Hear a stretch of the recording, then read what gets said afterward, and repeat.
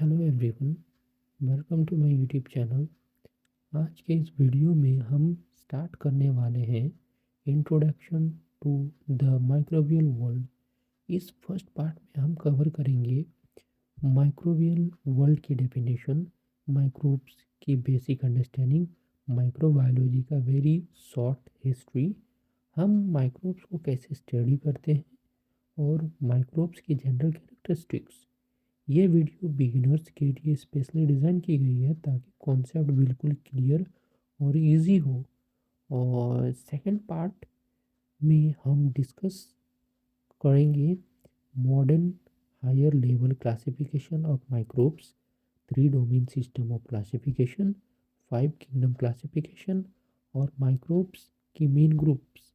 अगर आप बायोलॉजी के स्टूडेंट या फिर माइक्रोबायोलॉजी के इजीली समझना चाहते हो तो ये सीरीज़ आपके लिए बहुत ही हेल्पफुल होगी।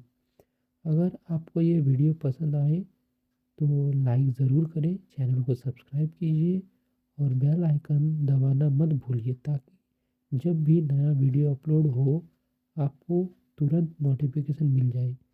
चलिए शुरू करते हैं।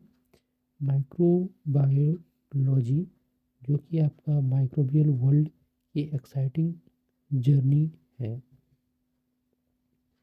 Introduction to microbial world. What are microbes? Microbes or microorganisms are living and some are non-living infectious that are too small to see with the naked eye. You need a microscope to see most of them.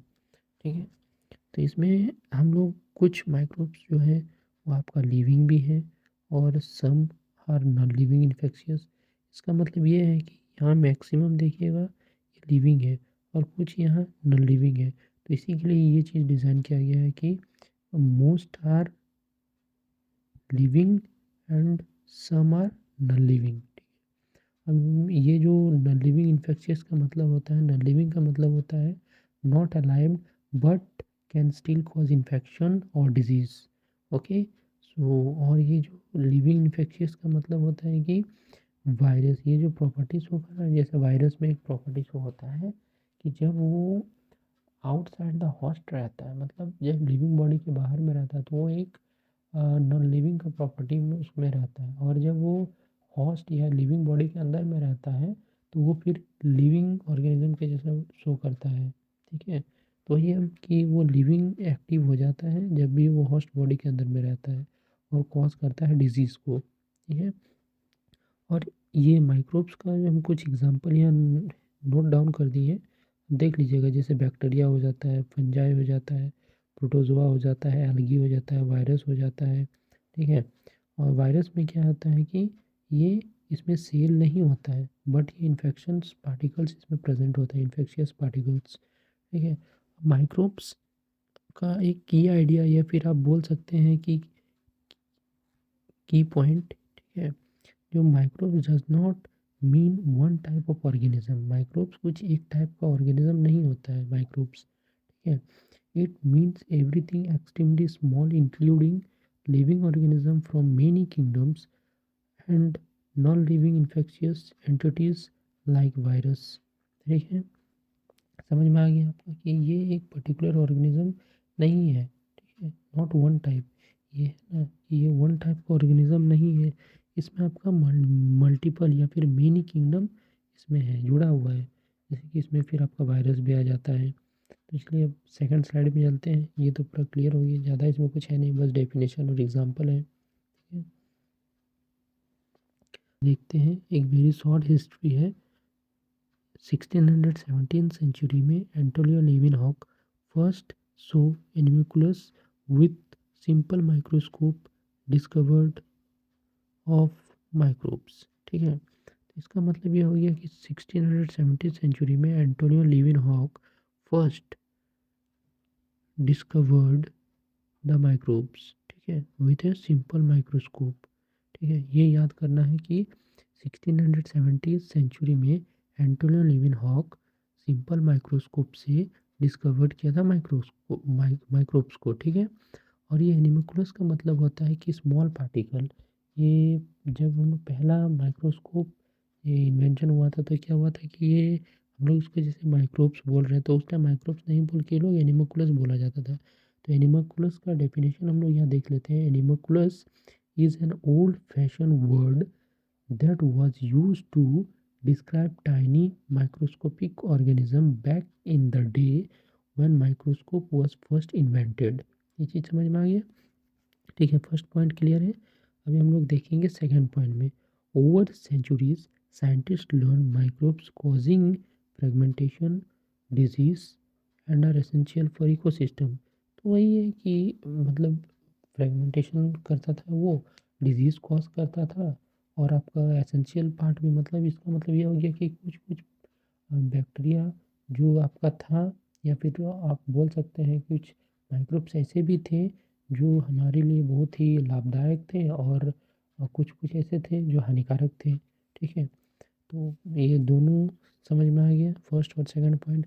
और ये जो third point है, third point में है कि over 20th century DNA sequencing led modern classification. इसका मतलब ये हुआ कि 20th सेंचुरी में जब डीएनए सीक्वेंसिंग हुआ ना, तो वो हम लोग का क्या हेल्प किया, मॉडर्न क्लासिफिकेशन को हेल्प किया। ठीक है, कैसे हेल्प हुआ कि वो जेनेटिक रिलेशनशिप हम लोग ऑर्गेनिज्म में पता चला। ठीक है, तो उसके वजह से क्या हो गया कि हम लोग उसको सिस्टमेटिक क्लासिफिकेशन या फिर सिस्टमेटिक सिस्टम से हम लोग उसको अरेंज कर सकते थे।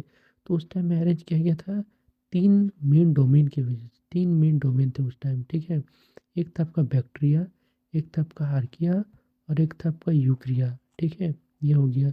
और इसमें क्या हो गया, साइंटिस्ट इनको क्लासीफाई किए organism more accurately on the base of genetic makeup की वजह से, जेनेटिक मटेरियल की वजह से। ठीक है, अब हम लोग यहाँ देखेंगे how we study microbes, basic method.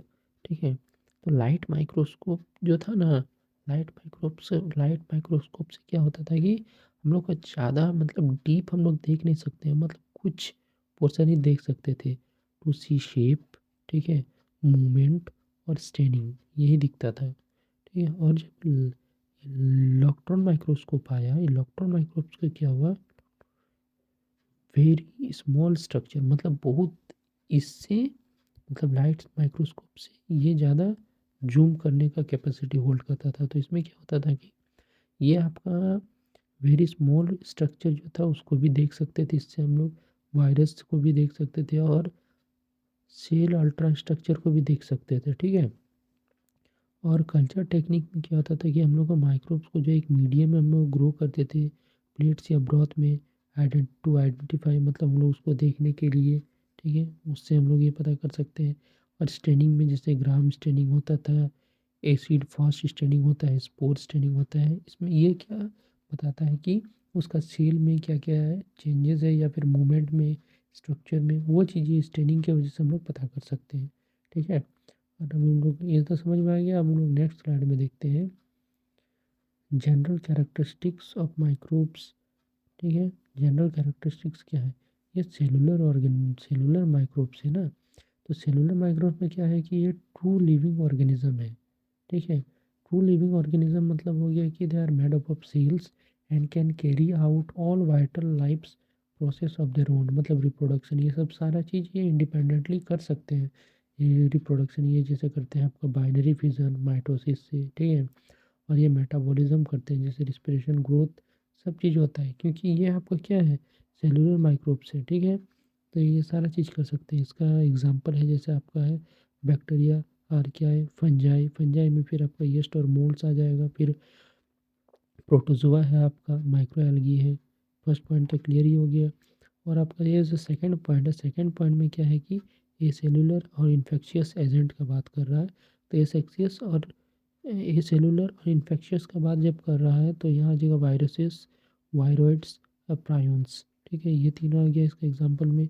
और इसमें ये क्या होता है कि इनको, ये इंडिपेंडेंट नहीं होते हैं, इनको एक होस्ट चाहिए होगा जिनके ऊपर ये अपना रेप्लिकेट कर सके, मतलब ग्रोथ हो सके। ठीक है, और यदि वो नहीं रहेगा तो ये मतलब डेड रहेंगे, फिर ये नहीं कर सकते अपना reproduction. Not true living organism because they lack cellular organisation, इसमें सेलुलर ऑर्गेनाइजेशन नहीं होता है। ठीक है, can not perform life, independently, ठीक है। ये डिपेंड होता है किसी ऊपर, जैसे कि एक और ये अपने से रिप्रोडक्शन नहीं कर सकते, ये डिपेंड होते हैं मतलब अलग लिविंग ऑर्गेनिज्म के ऊपर में। अब आपका ये जो मॉडल लेवल क्लासिफिकेशन है, ये हम नेक्स्ट क्लास में देखेंगे। अभी के लिए इतना ही रखते हैं। Thank you.